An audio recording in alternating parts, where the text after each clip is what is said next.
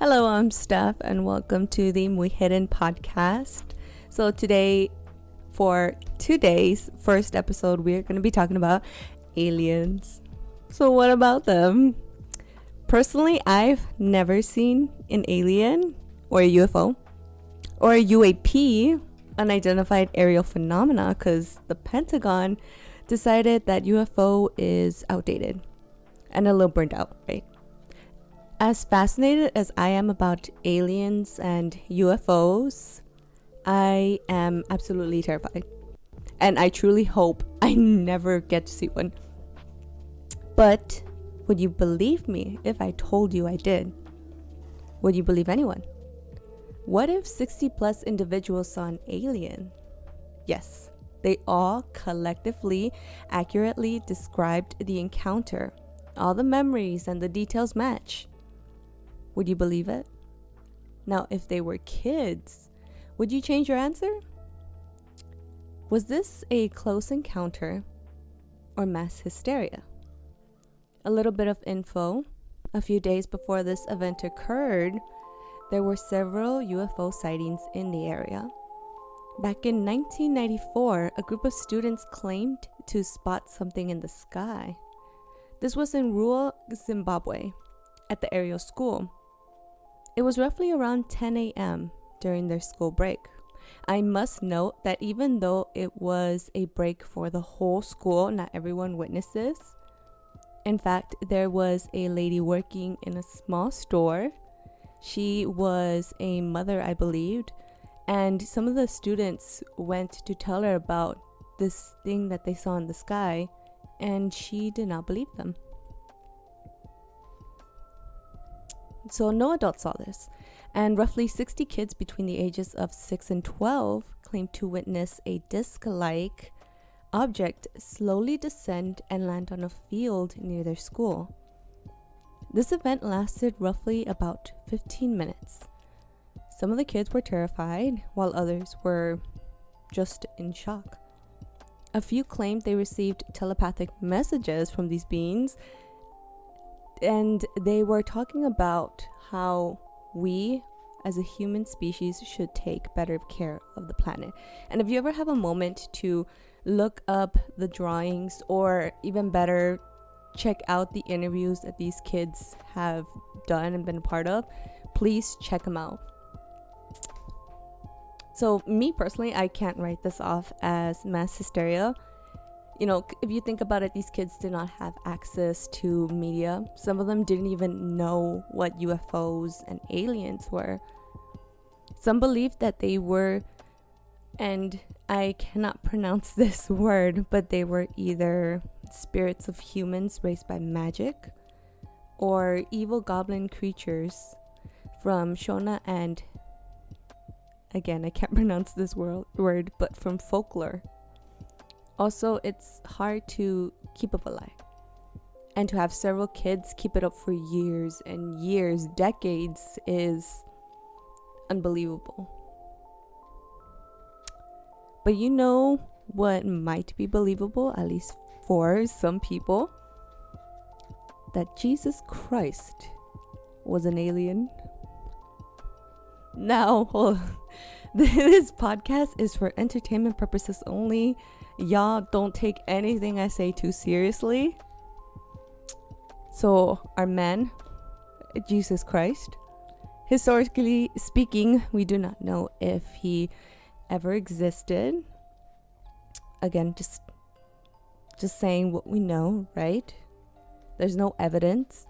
And I'm not even 100% sure where this theory truly stems from. I was even surprised to see that there is several books out there about this theory.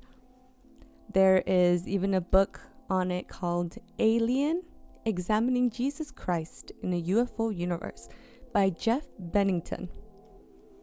The theory goes that the earliest Christians thought he was otherworldly. Literally. I haven't actually read the book. I should, though, because I'm kind of living for this theory and I'm kind of obsessed with this concept. And that is all I really have on it. Again, I think, to me, personally, I kind of want to believe in it, but to each their own. And I often wonder what would happen to religion if aliens exist. Or do some religions already acknowledge that possibility? But that's a topic for another day. I'm not going to go into it. Now, I'm going to talk about one of my favorite alien documentaries. It is called Love and Saucers. And really, you're going to have to go with me on this one. And whenever you get the chance to check out the documentary, please, please, please, I highly recommend it. It's very entertaining. And it has some of the best artwork I think anyone has ever made. At 17 years old, in the middle of a wooden area, David Huggins lost his virginity to a female extraterrestrial named Crescent. The documentary follows a 72-year-old David as he recalls all of the lifelong encounters he has had, and he turns them into art. Now, again, you're really just gonna have to just go along with this one, okay? So he had forgotten about all the encounters until one day he was reading a book by Bud Hopkins. Book is called Intruders: The Incredible Visitations at Copley Woods. Now, I am going to quote David Huggins right here. Quote, "There is this chapter, Other Women, Other Men." And I started reading it and I go, oh my God, this is the woman I never told anyone about. As I was reading it, memory upon memory came flooding back. David thought he was going crazy, rightfully so. I mean, out of nowhere, you just get this rush of memories, and all those memories have to do with aliens. So he began painting out the encounters, and this became very therapeutic for him. This helped him make sense of it all and remember all the finer details. The first time David ever encountered an alien was when he was only a child. They kept visiting him over the years. And right here is where he's going to talk about all the species. And I don't think I was able to write down every single one that he has come across. But I did write down the ones that he came across more often. So the little gray ones in blue jumpsuits seemed like worker aliens. The larger ones, again, they're the grays. In jumpsuits as well, they seemed to be in charge. There was also a little hairy guy with large glowing eyes, an insect one, and his beloved Crescent. That's the girlfriend. And there was a moment where he was brought aboard their craft, and he met his hybrid child for the first time. And according to David, he fathered dozens of alien babies. Now, David has roughly about 150 paintings, and they are all beautiful. The documentary describes all those experiences as a mix of terror and euphoria. And I have to say, if you ever have, I think it's about an hour and a half. If you ever have some time on your hand, please watch that documentary. It is called Love and Saucers, and the artwork, amazing. So what's interesting to me is that he describes several different types of aliens. David Huggins, I'm talking about. And according to Canada's ex-defense minister, Paul Heyer, he says that there is up to 2 to 12 different types of alien species. Now, near the end of his career, he reported that there could be up to 80. But the first time he ever talked about it publicly, he just mentioned 2, and then it just went on to like 12. He does acknowledge the grays as well as the little grays, And he mentions the tall Nordic blondes that have very similar features as us humans. Now that is a terrifying thought, that they could be walking among us and we might not even know that they're aliens. They're not even from here.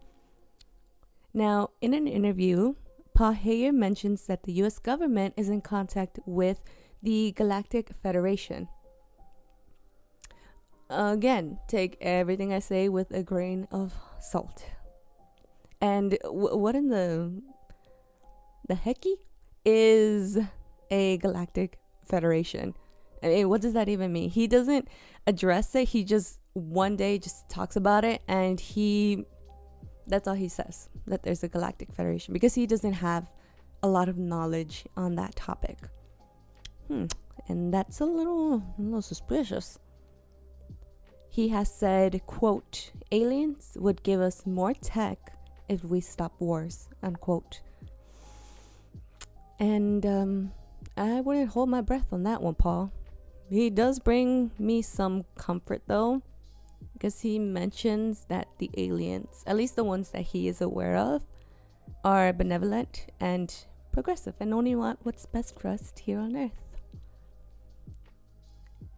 And on the other side of Earth, former Israeli space security chief, that's a mouthful, one of the most credible and respected people on this planet, the professor of aeronautics and astronautics, co-founder of the Israel Space Agency, Dr. Chaim Eshteed, straight up said aliens are real and American and Israeli government are cooperating with them.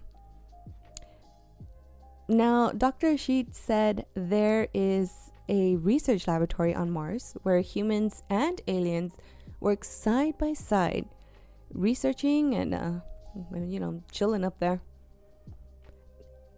Feel free to take this with a grain of salt, because he happened to say all this info right when he launched his new book about aliens. Coincidence or just a clever marketing strategy? I mean, I still kind of believe it. I think part of me wants to believe it, because it does go hand in hand with what Paul Heyer has said. But, it is what it is. Now, speaking of brilliant minds, some scientists are starting to ponder the question, are octopus from space? It has to do with the underlying theory, panspermia. Please forgive me. I don't even know if I pronounced it. Panspermia. I'm just going to say it quickly so it sounds like I'm pronouncing it right. It's a hypothesis by Francis Crick that some viruses and bacteria piggyback on comets or meteors, and they may take root on planets. The theory goes that some form of alien species had fertilized eggs on a comet or meteor, and it eventually landed on Earth, birthed into the octopus we have today. And is it octopus or octopi? Octopuses? You know what I'm talking about. And, at least that's what I understood about that theory. They are not found in any pre-existing life form. Like, they did not evolve. They've always just been like that for hundreds and hundreds of years. And they follow none of the rules for basic evolution.